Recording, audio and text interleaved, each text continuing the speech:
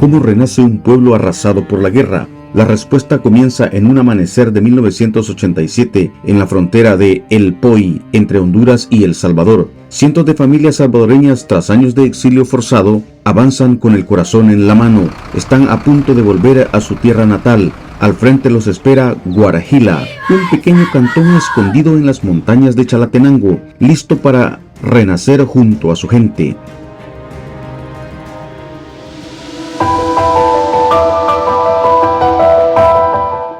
La promesa es clara: si el ejército despobló esta región, nosotros la vamos a repoblar. Con la esperanza por bandera, estos refugiados desarmados desafían la guerra y protagonizan uno de los retornos más grandes y exitosos en la historia de América Latina, organizado por el propio pueblo en plena guerra civil. Esta es la historia del retorno a Guarjila, una de las gestas civiles más valientes de la historia de El Salvador, forjada entre la adversidad y la esperanza.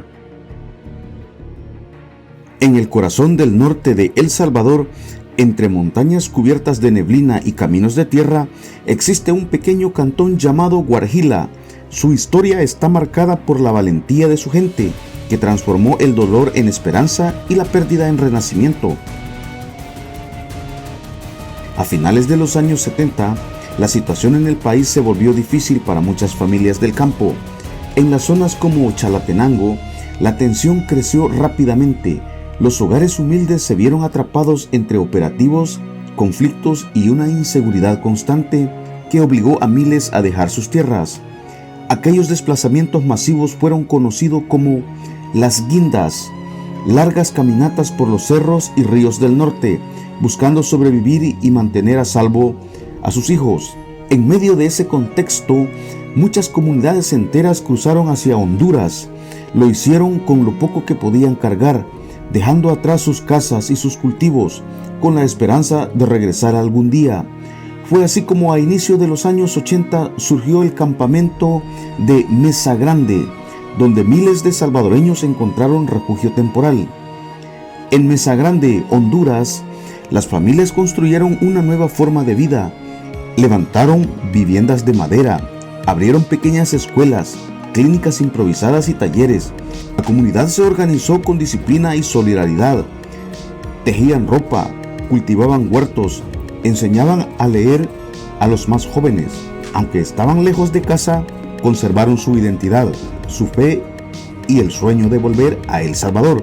Con el paso de los años, esa esperanza creció. A mediados de los 80, mientras en Centroamérica se hablaba de paz, dentro del campamento comenzó a surgir una idea firme: regresar juntos. No esperaron una orden ni un permiso, fueron ellos mismos quienes organizaron su retorno. Crearon comisiones, escribieron cartas, hablaron con organismos humanitarios y lograron que el mundo escuchara su deseo de volver a su tierra. Finalmente, en octubre de 1987, después de más de 6 años de exilio, la caravana de regreso se puso en marcha. Miles de salvadoreños, niños, mujeres, ancianos y jóvenes abordaron buses y camiones rumbo a la frontera de El Poy. Aquel amanecer quedó grabado en la historia: banderas ondeando, lágrimas en los rostros y una palabra en los labios de todos: volvemos a casa. Tras cruzar la frontera, las familias caminaron los últimos kilómetros hacia sus comunidades. Entre ellos iban los que regresarían a Guarjila, un caserío cubierto de maleza, sin servicio, sin techos ni calles, pero lleno de significado. Cuando por fin llegaron, algunos se arrodillaron, otros lloraron y otros comprendieron que ese momento marcaba el renacer de su pueblo.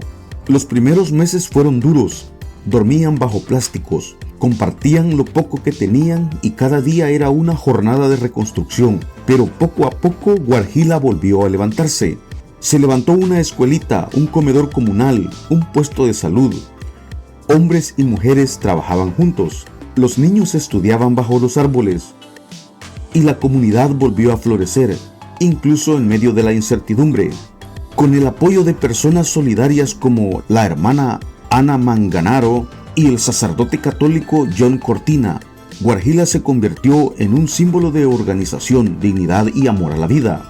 Ambos acompañaron a la comunidad con entrega total, impulsando proyectos de salud, agua y educación que aún perduran.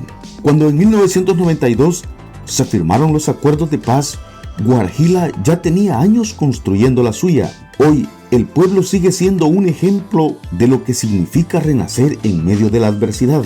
Sus habitantes no solo reconstruyeron sus casas, reconstruyeron la esperanza. Guarjila no es solo un lugar, es un símbolo. El símbolo de un pueblo que nunca se rindió. El símbolo de El Salvador que siempre vuelve a levantarse.